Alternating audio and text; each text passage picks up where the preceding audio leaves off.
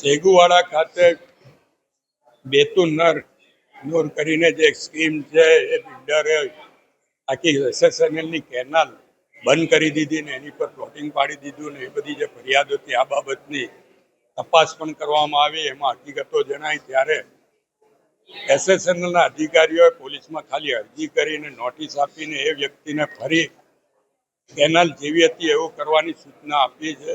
જ્યારે અમે પોલીસ ફરિયાદ કરવાનું કીધું હતું જે તે સમયે એ નથી થઈ ત્યારે કલેક્ટર આજે 24 કલાકમાં જ પોલીસ ફરિયાદ દાખલ કરવાની સૂચના આપી છે. રેશનિંગની દુકાનોમાં જે ગડબડ ચાલે છે, થંભ માર્યા પછી જે અનાજ મળવું જોઈએ લોકોને અનાજ નથી મળતું, પાવતી નથી આપવામાં આવતી, આ બાબતનું ધ્યાન દોર્યું છે. એ માટે પણ એક પુરવઠા સિવાયના અધિકારીઓની ટીમ બનાવીને રેડો પણ કરવાની સૂચના આપવામાં આવી છે.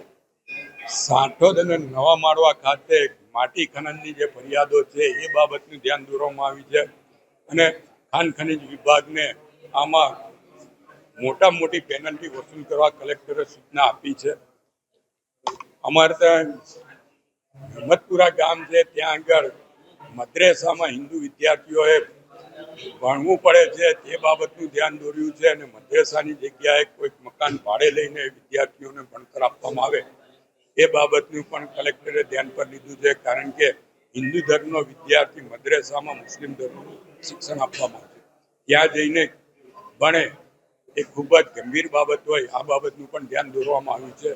કુંડેલાનો જે રસ્તો બંધ કરીને અંડરપાસ બનાવવાનો હતો 1 વર્ષથી એમાં કોઈ કામગીરી ના થઈ હોય એનું ધ્યાન દોરવામાં આવ્યું છે.